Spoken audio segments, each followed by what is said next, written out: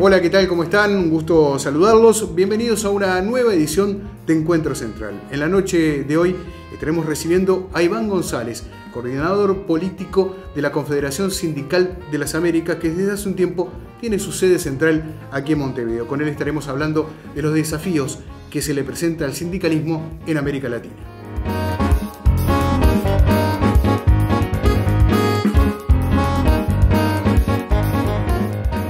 Bueno, ya fue presentado nuestro invitado del día de hoy, ahora ya formalmente con Iván compartiendo aquí esta mesa y este café. ¿Cómo estás, Iván? Bienvenido. Muy bien, gracias por la invitación. Bueno, no sé cómo será este café para un venezolano que además vive o vivió muchos años en San Pablo. Supongo que allí también debe haber algunas diferencias en lo gastronómico, ¿no? Sí, siendo diplomático es aceptable el café. Aceptable, me imagino. Sí. Bueno. Contemos un poco, Iván, lo que significa el trabajo en la Confederación Sindical de las Américas, el hecho de que ahora estén aquí en Montevideo, esa hermosísima casona de la Ciudad Vieja, en la calle Buenos Aires. Ya te irás acostumbrando también al movimiento tan particular de nuestra Ciudad Vieja capitalina. Pero contanos un poco el trabajo de la Confederación. Sí, bueno, la Confederación Sindical de Trabajadores y Trabajadoras de las Américas es una organización regional sindical continental. Sí, tenemos centrales sindicales desde Estados Unidos hasta Argentina, prácticamente en todos los países de la región, el Caribe, América Central, los países andinos y la mayoría de los países del sur, del cono sur. Afilia a 47 organizaciones centrales nacionales. 47. Y estamos representados en 23 países. Y representa una afiliación de más o menos 55 millones de trabajadores y trabajadoras en todo el continente. Estábamos hasta hace poco en Sao Paulo. Es una expresión de un proceso de unidad sindical en el 2008. Antes, digamos, eran dos organizaciones sindicales, la Organización Regional Interamericana de Trabajadores y la Central Latinoamericana de Trabajadores, la CLAT, que en 2008, producto del proceso de unidad sindical mundial, se juntan y se crea la CCA. Y ahí se incorporan otras centrales sindicales independientes. Y en esa dinámica estamos acá ahora en Uruguay, en Montevideo. Claro, una confederación con 11 años de trayectoria, por lo menos en esta etapa, o sea, se puede decir relativamente muy joven. Sí, es nueva, tomando en consideración que el movimiento sindical tiene una historia de siglos. Estos procesos internacionales son bien complejos, así como son los procesos nacionales. Entonces es una organización muy reciente en términos de su tiempo cronológico, pero que creemos que ha desarrollado un papel importante en este periodo de transición y de cambios en la región y en el mundo. Un papel importante, creo que estamos jugando. Claro, ya hablaremos también más adelante. Iván, ¿por qué dejan San Pablo y por qué se elige Montevideo? En realidad, mucha gente ahora está preguntando por qué. El sindicalismo internacional tiene una tradición internacionalista, no responde a una dinámica nacional, es una dinámica internacional.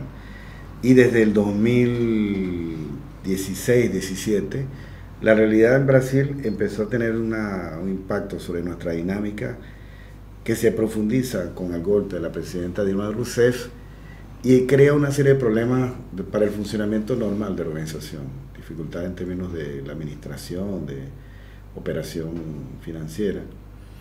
Y dinámica política también, aunque la CCA no se involucra en los temas nacionales, sus centrales sí, sus centrales afiliadas, que en este caso eran la Central Única de los Trabajadores y la Unión General de Trabajadores y la nueva Central Sindical de Brasil. Y esos problemas en la dinámica de la CCA dieron la posibilidad de, con una relación muy fuerte con Uruguay, de pensar en Uruguay como un espacio para establecer habíamos llamado una oficina de representación, precisamente para combinar esa acción en Sao Paulo y en Montevideo por las facilidades que ofrece Uruguay en varios sentidos, en términos de organismos internacionales, en términos de plaza financiera y de estabilidad de las instituciones de Uruguay. no anticipábamos ciertamente que la situación en Brasil se iba a complicar tan al punto en que estamos hoy. Entonces, cuando se toma la decisión, después del 2017, 2018, que era necesario un cambio porque el clima en Brasil ya era muy complicado, que justo antes de la elección de Bolsonaro. Entonces, digamos, la gente cree que salimos, no, es un proceso, porque no se toma una decisión de un día para otro. Claro.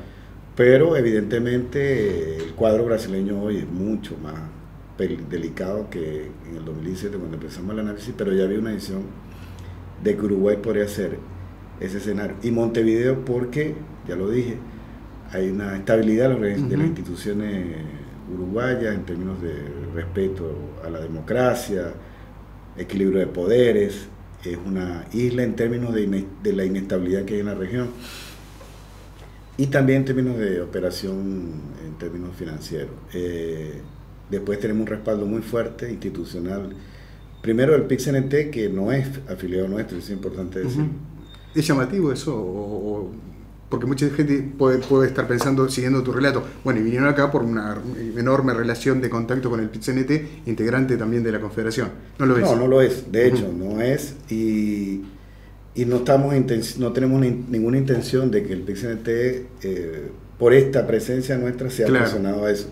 Queremos que sea. Sí, entiendo, por eso la pregunta. Pero es una dinámica política que respetamos del PIC-CNT y de las fuerzas políticas ahí, pero contamos ciertamente con el respaldo del PIC-CNT, que es una organización fraterna, históricamente nuestra.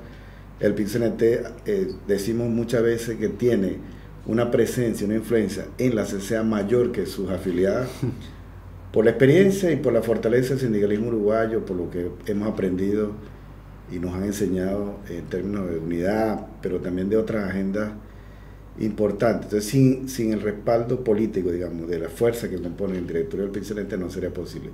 Eso primero. Segundo, la estabilidad en términos de la relación política con el gobierno uruguayo, y eso hay que decirlo también. Del gobierno uruguayo y la institución uruguaya hemos tenido un respaldo que no teníamos en Brasil, no solamente en este periodo, en muchos otros momentos. Y eso te da mucha tranquilidad. Y después el clima de tolerancia y de respeto que hay aquí, que también es un momento de mucha radicalidad de la política, de mucho ataque al movimiento sindical. Uruguay es un ejemplo en términos de respeto a los derechos de los trabajadores y las trabajadoras, a la independencia del sindicalismo.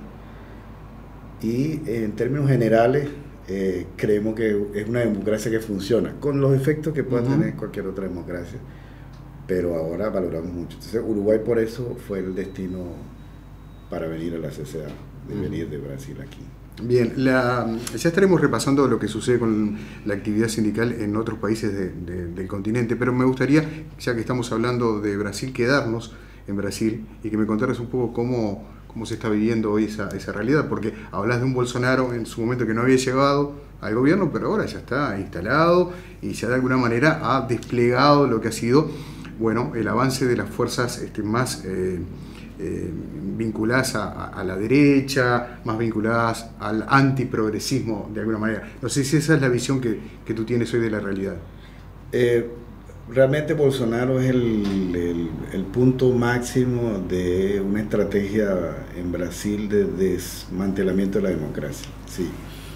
Bolsonaro no se explica sin los procesos, sin los pasos anteriores que llevaron a su elección. Bolsonaro no es solamente producto, que lo es, de la manipulación de las redes sociales o de la manipulación de un sistema electoral de votación, pero también es producto de un proceso de ataque y desmontaje de la democracia brasileña, que ya tenía sus fragilidades, que no fue una democracia sólida después de la dictadura, que no logró resolver algunos problemas importantes que bueno, no vamos a analizar aquí, pero que fue sufriendo ataques para evitar la consolidación de un proyecto que, más allá de que podamos tener diferencias o que haya diferencias, fueron los gobiernos del Partido de los Trabajadores durante casi 15 años.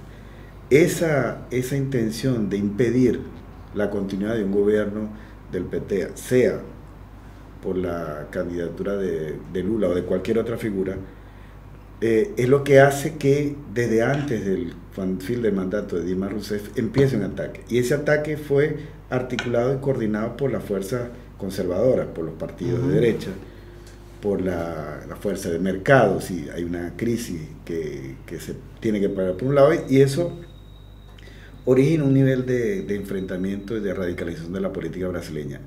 Luego, el ataque directo a Lula y al PT era necesario, porque aún a pesar de todo, Lula continúa siendo la figura más firme políticamente para tomar una presidencia posterior a la victoria de la salida de Dilma, y entonces necesitamos encontrar un camino para cortar esa posibilidad. Lo hacen a través de la operación del juicio político realmente, y de convertir a Lula en una figura que es un preso político hoy, pero que en el cálculo, es lo que puede ser una interpretación, en el cálculo de esas fuerzas no contaban con que no iba a haber una figura de recambio en términos de los partidos tradicionales, de derecha, que no apareció. El problema fue que tiraron a Lula del proceso y no apareció una figura fuerte de los partidos tradicionales, porque ellos también fueron llevados por esa avalancha antidemocrática y de radicalización de la política. Y eso es lo que explica Bolsonaro. ¿Qué pasa? Al agotarse las alternativas anti-Lula, anti-PT, porque Fernando Haddad era un candidato muy con posibilidades, todas las fuerzas, digamos, se mezclan y van y apoyan a Bolsonaro, y tenemos ese resultado hoy. Pero digamos, es una continuidad de situaciones y de una articulación de fuerzas económica, que es lo que está por detrás, al final. No se puede ser tan ingenuo de pensar que Bolsonaro es solamente un jugador por fuera del sistema. No, porque la agenda económica de Bolsonaro, claro, es radical en muchos términos, no es diferente al paquete de medidas y económicas que adoptaría cualquier candidato de la derecha. De hecho, hay quien dice que Bolsonaro se mantiene todavía porque él tiene una tarea que es implantar ese programa de ajuste ultraliberal, de desmontaje de todo lo que podía impedir una retomada de esas fuerzas económicas ultraliberales que necesitan desmontar el Estado, que necesitan destruir un aparato económico que todavía tiene una fortaleza, porque el Estado brasileño, desde la época del presidente Vargas, de Getúlio Vargas, tenía, por ejemplo, en la estatal petrolera Petrobras, en varios otros sectores eléctricos, una fortaleza muy grande, que fueron desmontando, pero que todavía estaban ahí. Y la tarea de Bolsonaro es precisamente acabar con eso, que era lo mismo que iban a hacer otros proyectos económicos. Y sobre todo atacar los derechos fundamentales de los trabajadores, que se lo estaban haciendo, la reforma trabajista, la reforma de la ley del trabajo, y la reforma de la previdencia social, que es el que está ahora en plena ejecución, es la tarea que Bolsonaro va a cumplir. Cumpliendo eso, hay quien dice que un escenario es que, siendo un tipo con una radicalidad tan grande, no le conviene al final a sectores democráticos, incluso de derecha. Entonces, es posible que salga. No sabemos, pero cierto es que no hay contradicción entre la agenda económica que tenía Bolsonaro, que la tenían otros candidatos opositores, y una agenda articulada internacionalmente también, que necesitan derrotar a Brasil dentro de la economía más grande de América Latina y del sur, porque era un competidor, y eso es verdad también. Si las empresas brasileñas que están quebradas ahora, no solamente la estatal Petrobras, las grandes empresas de infraestructura que fueron el foco de la operación Lavallato, Odebrecht, Camargo y Correa, todas ellas eran una competencia muy grande a nivel internacional, y todas ellas están desmanteladas ahora. Entonces, digamos, era derrotar al gigante del sur, ponerlo de rodillas, y para eso tendrían una figura, un outsider, que no era tan outsider porque Bolsonaro tenía 25 años en el Congreso brasileño, era una figura como creen algunos. Es una figura de la propia política brasileña. Sí, una fórmula que parece repartirse en algunas partes del continente, o al menos intenta, con una furibunda reforma laboral y también vinculada a la reforma de la seguridad social. Pero hay varios temas para conversar contigo. Me gustaría también que nos contaras más adelante, que repasáramos cómo ves a Uruguay en materia de libertades sindicales, cómo ves a otros países de la región, qué pasa con la OIT. Este año hubo un congreso con motivo de los 100 años, ¿no? Conferencia. Efectivamente. 100 años. ¿Qué se resolvió allí? ¿Cuál fue el papel de la Confederación en todo esto? Son algunos de los temas que te propongo conversar otro café mediante, no tan bueno como el Paulista, pero bueno, estaremos compartiendo. Ya venimos.